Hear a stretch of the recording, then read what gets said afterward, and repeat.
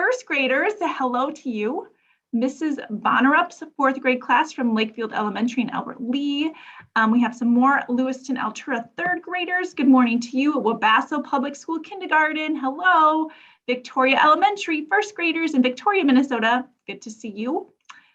We have Sabika, Minnesota second graders. Mrs. Lindbergh's class is joining us from Little Falls. Fifth graders in Worthington. Hello, hello. Glacier Hills School of Arts and Science. Second graders in Eagan, Minnesota. Hello to you. The Montessori School in Chaska. Awesome. Some more first graders. Mrs. Rodney. I hope I said your name correctly. We also have some friends joining us from YouTube. So welcome to you. We are just using the chat or the Q&A feature in Zoom to share the location and the grade level. So thank you all for joining us. We have an exciting virtual field trip in store for you today. My name is Sue Knott. I'm an education specialist with the Minnesota Agriculture in the Classroom program, which my colleague Carrie Seidel is our tech person, so she'll be running the show. Hopefully it will all go smoothly. And we are really, really excited to bring you to a turkey farm, a Minnesota turkey farm today, because in about 2 weeks, Thanksgiving we'll be celebrating. Many of you will probably be eating turkey, and we want to show you where those turkeys are raised and how they grow and turn into fantastic food for us to eat. So we're going to be visiting Badger Creek Farm near Swanville, Minnesota. And Badger Creek Farm is run by a family, and we are going to be talking to Samantha Gessell, who is her parents and siblings are all part of this Badger Creek Farm. They have 3 different sites where they grow turkeys. And the site that we're going to be visiting is called 13 Acres. So it's Badger Creek Farm, 13 Acres. And Minnesota is the #1 producer of turkeys. So our state of Minnesota grows more turkeys than any other state in the United States. We're estimated to be about 40 million turkeys every year. So we wanted to give you a glimpse into what those turkey farms are all about and how the farmers work really hard to grow and raise turkeys for us to enjoy. So Samantha, I'm going to turn it over to you, and you can tell us a little bit about your family and your farm. Good morning, everyone. Thank you so much for coming and being a part of the virtual tour today at Badger Creek Farms. I'm Samantha, as Sue said, and I am the wife of John Paul Gessell and the daughter of John and Lynette Gessell, who are a part of our Badger Creek Farms. So I have a 7-year-old son who goes to school in Swanville. So hello, Lawrence and Mrs. Waltman's class. And I also have a 5-year-old daughter, Lillian. Hello, Mrs. Schleicher's class, and hello, Lillian. So again, thank you for all coming. Just a couple little fun facts about me. I am a 4th-generation farmer. So my dad's dad has farmed turkeys, and my dad has farmed turkeys, and myself and my dad's dad's dad. So we have a lot of turkey farming in our background. And I can remember being probably 3-4 years old and being active on the turkey farm. Interesting enough, I actually went to school at the College of St. Scholastica for nursing and worked as a nurse for about 8 or 9 years, and then decided to come back to our family farm. So now I get to work closely with my dad and my husband, John Paul, and my brother helps out once in a while too. And of course, Lawrence and Lillian do plenty of help on the turkey farm as well. So just a little bit of information about our farm. We have 3 farm sites. 13 acres is where we're at today.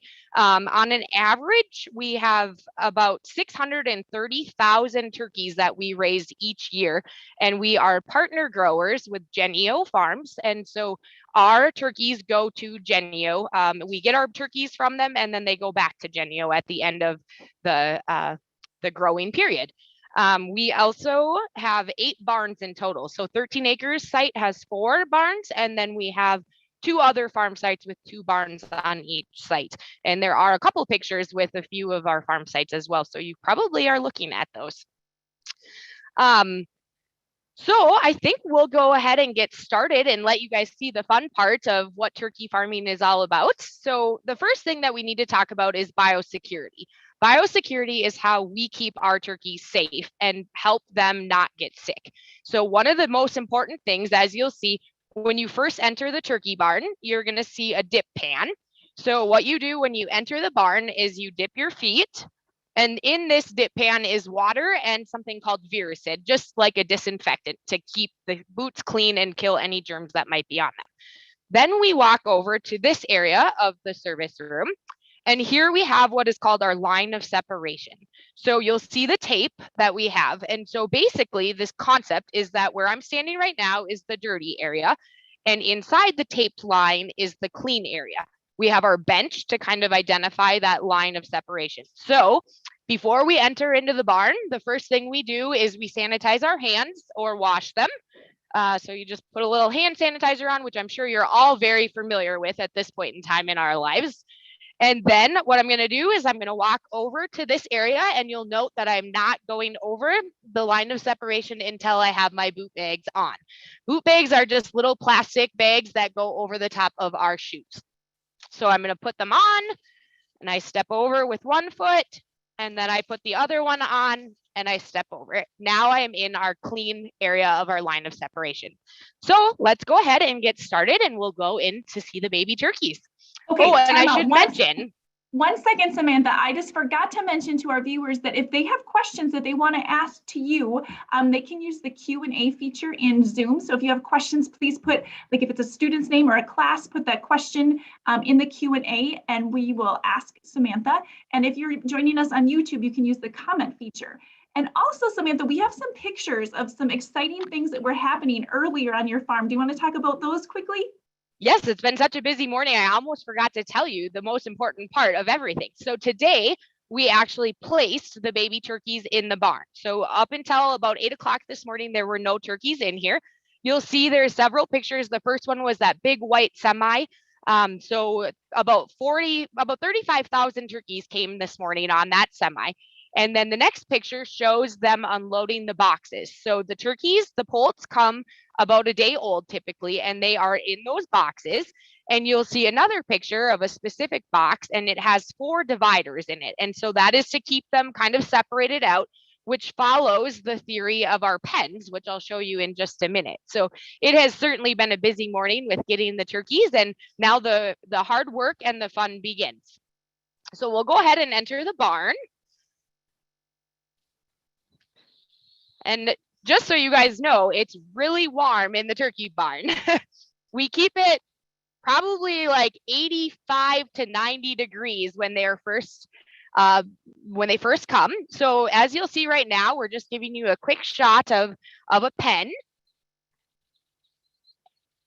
with lots of little turkeys in it. So just to talk a little bit before I go into the details of the pen, before the turkeys come to our farm site, we clean the barn entirely. So as you all know, turkeys poop. And so the first step is to wash the barn. We use a big wash tank and spray all of the feeders, the stoves, the walls, the curtains, or the doors and fans. Then once that's done, we clean out the manure, which is transferred to an independent person who then sells it for crop. They put it on fields for nutrients. And then after that is out, we get something called sunflower seeds, which I'll just kind of put some in my hand so you can see them. So these are called hulls of like sunflower hulls. So we get a big semi load that comes, and they dump them into the barn, and then we go ahead and spread them out. And then we set up our pens. So there was one picture that kind of shows what a pen looks like as we are getting ready to get birds. But now you'll see the real live thing. And so we'll just walk over to this pen right here with the little baby turkeys, and I'll kind of tell you a little bit about it. And then I'd love to see if you guys have any questions. So as you can see, we have our turkeys in here, and they are a day old. They just came this morning. And we have a pad right here that we put feed on. Then we have our ziggity waters. And so the turkey touches the green cup, and when they touch it, it applies pressure, which allows water to come out. So they have lots of those for water options. Then you'll see we have, I'll just step in here. We have what we call just our green feeding trays. And so we have 4 of these in each pen, and we hand fill these each morning for about the first 4 days or so. We use a feed scoop to feed them, and I will show you kind of the cart and the feed scoops. And I'll actually show you Lawrence and Lillian's little feed scoop because that one is so cute. So this is like a little feed scoop that our kids use. And as you can see, there's feed in there. We have our big cart that we fill full in the morning and we bring it all the way down the barn and feed them, like I said, for about the first 4 days. This is the scoop that I use. Otherwise, I might be here all day. Going back to the pen, you'll notice that we have a couple Super Bowl buckets, which you can dump. We put about 3 or 4 scoops of feed in there, and so that lasts a little bit longer than the little green feeders. And it also allows variety for the turkeys. So we have our green feeders, our pads, and the Super Bowl buckets. So the turkeys really have, and the chore time feeders back here, the red ones with the white, this right here. And so this allows the turkeys to have plenty of variety and pick kind of where they want to eat. Adequate food or adequate feed and water for the, especially in the beginning, is incredibly important to help them stay healthy and not get dehydrated. Just like how we have to drink plenty of water, so do turkeys. We also have a Plason water, which is this red thing right here. And that's an extra water source for the turkeys for about the first week of life. And then we take those out. You'll notice we have what we call a brooder stove, and we have 2 of those in each barn or in each pen. And underneath you can see the flame. Right now the flame is not going because it's warm enough in this pen. But the turkeys, as you can see, are kind of all evenly spread throughout on the floor, which is a good thing. We have pens for the reason to keep them closer together and so that they don't all go to one spot in the barn. If we didn't build a pen before, or when they first came, turkeys, they kind of like to huddle together. And so this allows us to manage the 30,000 turkeys that we have in here. Right now, you'll just kind of see a general layout of our barn. We have 32 pens in each barn, and we have 2 starter barns. So on Friday, we'll get the other barn of turkeys, and they stay in this barn for about 5 weeks. And then at 5 weeks old, we take a tractor and a trailer, a moving trailer, and we move them into what is called a finishing barn, which allows a little bit bigger space for the turkeys to grow up, where they stay. Once we move them into that barn, they stay there about another 7 weeks, and then they go to market back to Genio at about 12 weeks. Typically about 13 and a half to 14 pounds is the average weight of a turkey once it's ready to go to market. And then from there, it ends up on the grocery store shelves. This is awesome, Samantha. Thanks so much for showing us around. We have a ton of questions, so I'm going to ask a few right now. So Mrs. Perfect. Squires' class, they're joining us from Michigan this morning, but they want to know what is in that feed? What is in the food that you feed turkeys? Yep. So inside feed, the feed it comes from the feed mill, which is actually located in Swanville. And in the feed is soybeans, corn, and then a lot of other vitamins and nutrients that help the turkeys grow. There are no hormones or no steroids in the feed. They do change the consistency of the feed and the levels of different vitamins and nutrients as the turkeys grow. So you start with a certain ration based on their age.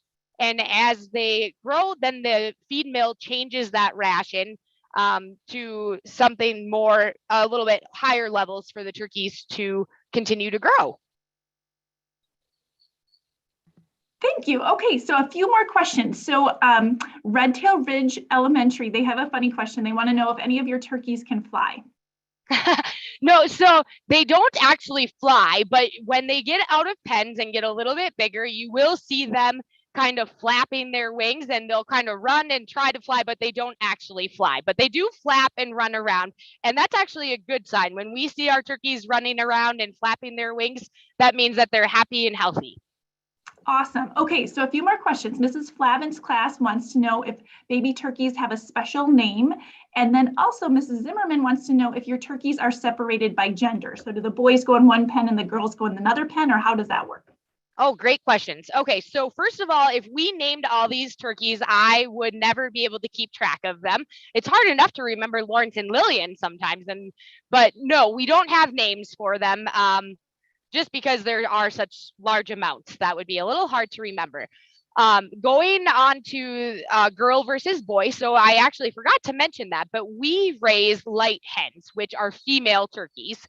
There are toms that are raised, but we don't raise them on any of our farm sites. We only do light hens. They go to different farms where they raise toms. So a few other questions.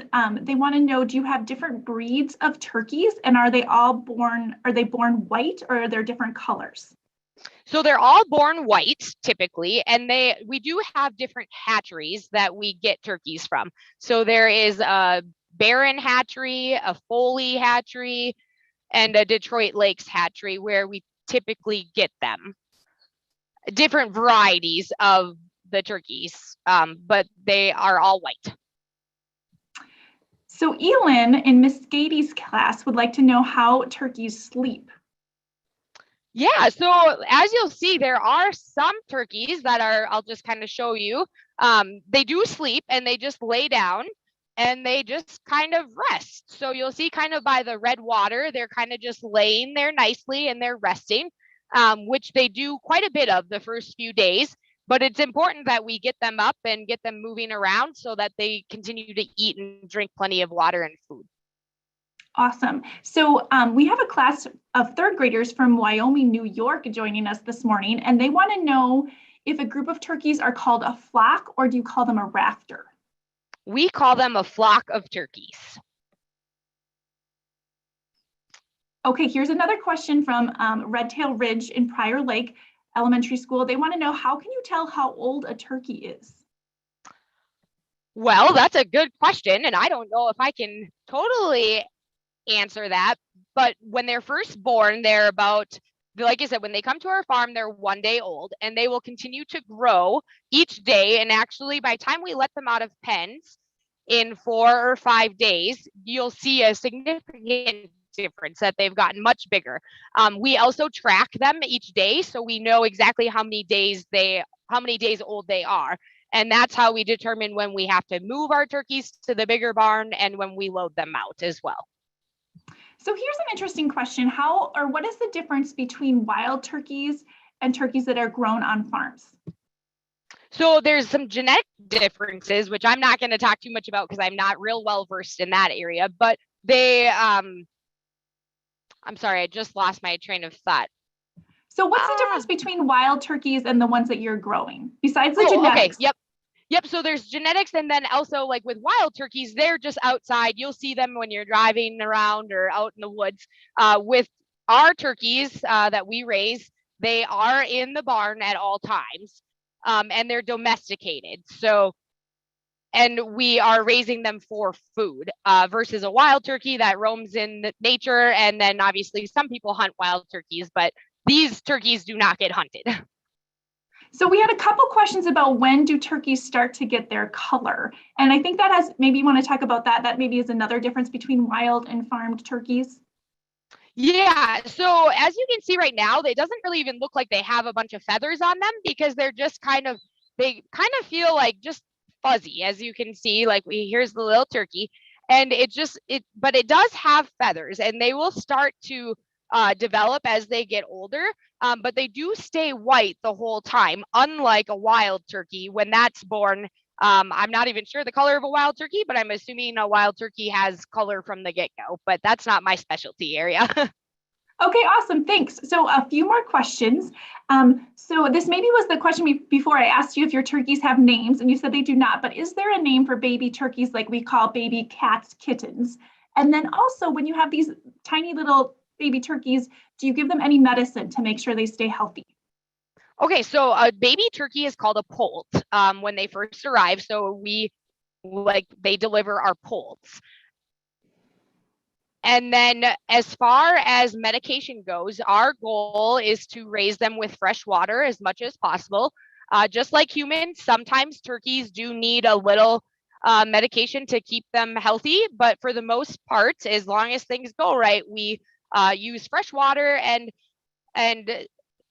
sometimes things to help their immune system, but we try to limit the amount of medication. And when we do have to use medication, we work very closely. We have our vet, her name is Jill, And so if we do have to go that route, we always reach out to our vet, and she tells us what she thinks. She'll look at the turkeys and kind of decide what our game plan should be.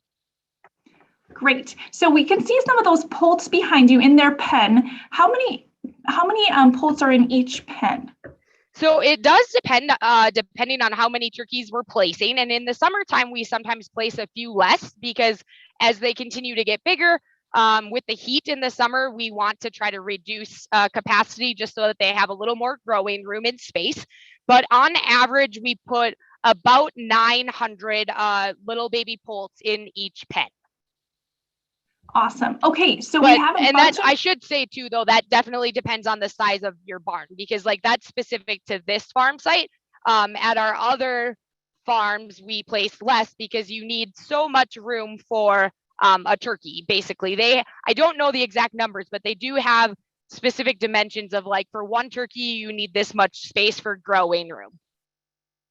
Great. Okay, so it's about 10:20. Time is flying in our 30-minute virtual field trip. And we've got a bunch of questions about if you have bigger turkeys or adult turkeys on your farm. And I know that you have the finishing barn. And could we walk over there and maybe see some larger turkeys? Yes, absolutely. That's great timing. So we will leave the starter barn now, and we will take a quick walk over to our finishing barn. Like I had mentioned before, when we move our turkeys at about 5 weeks of age, they go into what we call the finishing barn, and they stay there then for the next 7 weeks, and then they come for loadout. So I'm going to put my coat on quickly, and we will head over to the other barn. As we're walking, Samantha, there's a couple questions about the eggs. So you mentioned a few hatcheries where the turkey eggs hatch. One student would like to know, why do they have to be warm to hatch? And another student at Red Tail Ridge in Prior Lake wants to know, do people eat turkey eggs ever? Okay, so those are two questions that I don't know that I can completely answer. I'm not sure why. So baby poults need the warmth. I know that, and part of it is so that they do not pile together or huddle. As they get bigger, you lower the temperature in the barn, but on average, like when we go into the finishing barn here, our goal temperature is about 72 degrees is kind of where we like to keep the temperature. But like I referenced in the starter barns, we keep it close to 90 degrees, and it's dry heat, so it's not humid, but we do keep it plenty warm to prevent them from piling and huddling. So as right now, you can kind of just see our farm site. So we have the two starter barns back there, and now we're coming up on our finishing barn. And then just to go back to the egg thing, I don't know if people eat turkey eggs or not. That's a good question. I'll have to research that one. Yeah, I was wondering, there's a Minnesota Turkey Growers Association that you guys could Google their website. I bet they would have information on turkey eggs. I'm not sure if people eat them or not, but we have another question. This is from Carter and Jack. They're wondering how much manure, which you told us earlier is turkey poop, another name for that, how much manure is hauled away each day? Okay, so we don't actually haul away manure each day. We have their litter in the barn, and like I said, we put the sunflower hulls in there, and as over the course of the flock, that will turn into more manure. Like they will, poop in there, and then at the end of each flock, we clean out the barn and transfer it. And so it does depend on your barn size as far as how much manure is hauled out. But we typically have, like in a finishing barn, usually 9 semis maybe of manure that is transferred. Wow, that is a lot of good stuff to put on the fields to help things grow. Yes, so as absolutely. We're walking around, we see these large barns. There's a question about how big are these barns? Could you compare them to like a soccer field, or I don't know, do you have any estimation on how big they are? Oh my gosh, I'm not very good at this, but I know the dimensions of like the finishing barn are 76 by 528. And so I'm trying to think about how many feet a football field is, but I don't know. Do you guys know? Gosh, I'm not sure. If any of the students out there, if you know, or teachers know, if you want to put it in the comments or the Q&A section on Zoom and the comment section on YouTube, we can tell everybody. I'm not sure exactly what that is, but they look pretty large. So yeah, they are. And right now you'll see actually what is called a generator. And so having electricity in a barn is incredibly important. If the power goes out, that's the first thing we do is go down to the turkey barns to make sure that they still have electricity, so that they have their light and their feed and their water. So that kicks in automatically. Then you'll also see our big feed tanks. This is where the feed goes. And then you'll see the white tubes that the feed comes up and goes into the barn. We have the big ventilation fans, which we run routinely. And then up on the top of the barn, you'll see a big ridge. And so that ridge opens up and allows fresh air to come in and allows it to all circulate. So we have an estimate in our comment section. Thank you, Mr. Schmaltz. He's estimating that this barn is about the size of 2 football fields. Okay, that would explain why my legs are sore by the end of the day. There's another question, Samantha. How many people work on your farm? So we currently have my mom and my dad, John and Lynette, who you saw the picture of earlier. And my mom works full time, but she does help out plenty around the farm as well. And then my dad is full time on the farm. And then myself and my husband are full time, and my brother. So essentially, there's 5 of us that all actively participate. But we do have helpers that come. For example, you saw all the people helping us get the baby turkeys on that picture today. When we have busier times for getting poults and moving turkeys and loading them out, we have crews that come in to assist with that process. Great, thank you. Okay, let's take a look at these larger turkeys. Could you remind us how old these large turkeys are? Yep, so these turkeys are about 10 weeks old this week. So they have about 2 weeks to go yet. And I'm not going to go into the barn because of biosecurity. I was just in the little turkey barn, and we typically try to limit our going from one barn to another without changing and showering, just to make sure that we keep turkeys healthy and safe. But as you can see, there are lots of turkeys in here. And these turkeys are probably, I would say, anywhere between 9 and 11 pounds right now. So you can see they have their water line and a feed line. I think you can see the water line, maybe. Yeah, kind of in the middle by the pole, there's something we call swish lines, and that's where they get their water. And then the feed lines, which it's all basically the same. They're bigger than what they are in the starter barn. And as they grow, we raise them up and so that they can continue to reach those heights. And then we also have the curtains in the finishing barn. So which is really nice. It controls the temperature very evenly. So if it gets a little bit warmer, they will drop down a little crack, or if it's cool, they'll rise back up, and that is all automated. So we have a question about this barn. What's the temperature? Is it cooler than the barn where we saw the poults? Yes, absolutely. So the average temperature in the finishing barns is usually right around between 70 and 73 degrees. We try to keep it when it's a little bit cooler, then it's a little bit warmer in there, but on average, that low 70 range is what we keep them at. Okay, great. So Bristol is asking how many gallons of water you go through in a week. So on an average, well, I'll do a day because we do keep track of our water consumption for the turkeys. So every morning we do something called water checks, and every night we do our water check. And so we have a little sheet of paper here that we write down the meter, and then we figure out how many gallons. So for example, this morning they drank about 2,000, a little over 2,000 gallons that they drank in a 12-hour time frame. And then again at night, they drink typically about 2,000 gallons, but that is for a finishing barn. When you look at a starter barn, it's much less. Usually the first few days are less than 100 gallons a day. And then every day it gets larger and larger, the more water they consume. Excellent. Okay, well, Mr. Bachmeyer answered our question. He went to modernfarmer.com and found out that turkey eggs are edible, and people say they taste very similar to chicken eggs. So very interesting. Well, yeah. How fun. I even learned something today. Yeah. And then I'm going to just show you just because it kind of brings everything to full circle.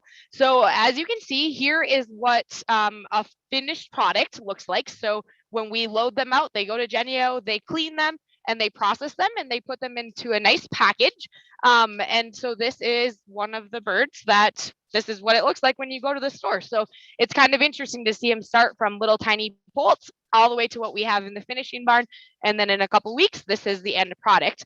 One other thing, it's a really kind of a cool thing that you guys can take a look at when you go to the grocery store, and tell your mom and dad to look for the Genio turkey, and you might get one of ours, but you can find out whose turkey it is on the label. They have a turkey tracker, and there's a code that you can type in online and identify where your turkey was raised. And it'll give a little brief history about the farmer and their information. So that's just a little side thing that I thought is kind of cool. That is very cool. Thanks for sharing that. So our time is up today, sadly, but I want one more question, Samantha, for you to answer. What is your favorite part about being a turkey farmer? So I think my favorite part about being a turkey farmer is the ability to be active with working with my dad and my husband. Growing up on a farm, since I was little, I've been able to watch, what farming looks like, and then also seeing our kids now experience that. And so it's pretty neat. It's a very tight run family operation. And I think I'm very blessed to be able to work so closely with my parents and my husband. I think he would say the same thing. And yes, for sure. And then too, just the flexibility, farming we're required to be very active on the farm. And so going away for a week at a time doesn't happen very often, but we do have some flexibility too in our day-to-day life. So I get to go on field trips with our kids. Awesome. Well, thanks, Samantha, for your time and for showing us around your farm this morning. And thank you, classrooms and students, for joining us. I know I didn't get to ask all of your questions, but they were awesome. And we appreciate your time and learning a little bit about turkeys and agriculture in Minnesota. So when you enjoy your Thanksgiving turkey, you can think of Samantha and the other farmers in Minnesota that are working really hard to grow those turkeys so that we can eat them. So have a happy Thanksgiving. Thanks again, Samantha. And we hope to see you guys in the future. Yep. At another virtual field trip. Thanks, everyone.